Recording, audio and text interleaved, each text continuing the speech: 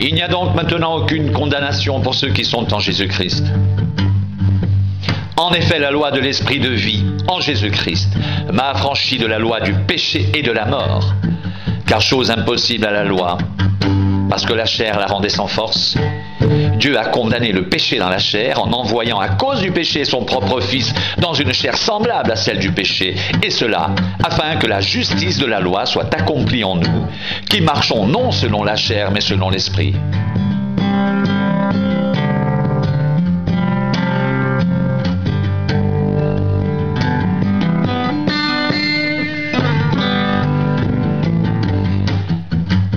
Ceux en effet qui vivent selon la chair s'affectionnent aux choses de la chair, tandis que ceux qui vivent selon l'esprit s'affectionnent aux choses de l'esprit.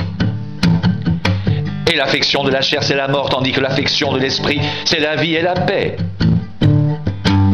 Car l'affection de la chair est inimitié contre Dieu, parce qu'elle ne se soumet pas à la loi de Dieu, et qu'elle ne le peut même pas. Or, ceux qui vivent selon la chair ne sauraient plaire à Dieu.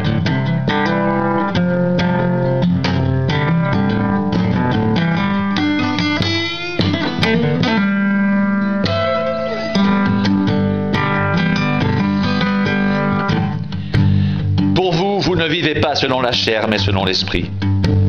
Si du moins l'Esprit de Dieu habite en vous, si quelqu'un n'a pas l'Esprit de Christ, il ne lui appartient pas. Et si Christ est en vous, le corps, il est vrai, est mort à cause du péché, mais l'Esprit est vie à cause de la justice.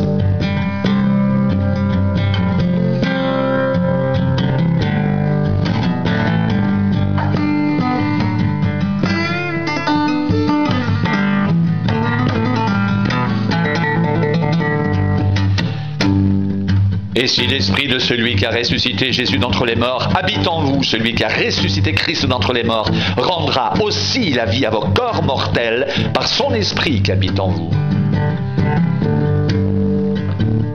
Ainsi donc, frères, nous ne sommes point redevables à la chair pour vivre selon la chair.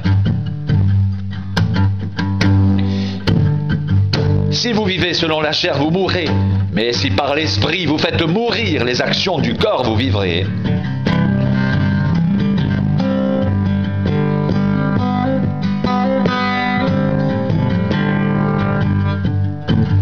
Car tous ceux qui sont conduits par l'Esprit de Dieu sont fils de Dieu.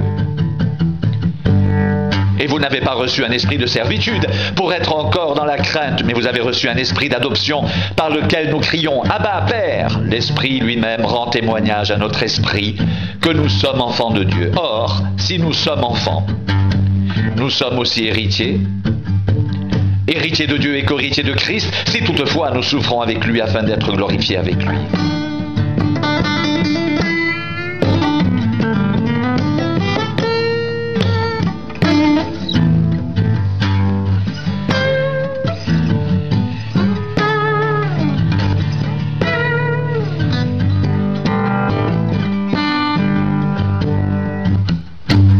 J'estime que les souffrances du temps présent ne sauraient être comparées à la gloire à venir qui sera révélée pour nous.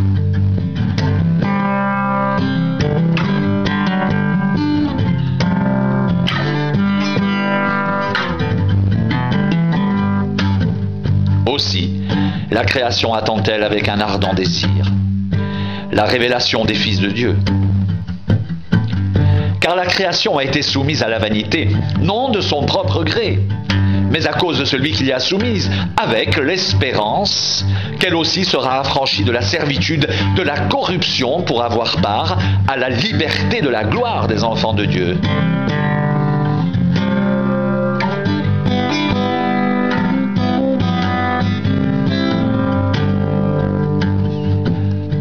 Or, nous savons que jusqu'à ce jour,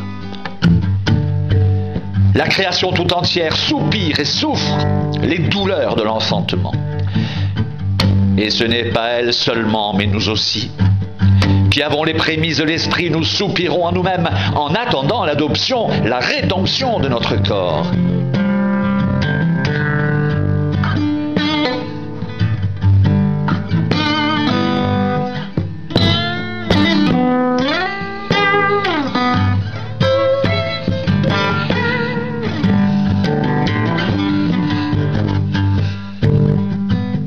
Car c'est en espérance que nous sommes sauvés.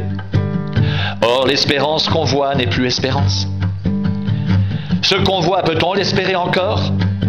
Mais si nous espérons ce que nous ne voyons pas, nous l'attendons avec persévérance. De même aussi, l'Esprit nous aide dans notre faiblesse, car nous ne savons pas ce qu'il convient de demander dans nos prières. Mais l'Esprit lui-même intercède par des soupirs inexprimables. Il est celui qui sonde les cœurs, connaît la pensée de l'Esprit, parce que c'est selon Dieu qu'il intercède en faveur des saints.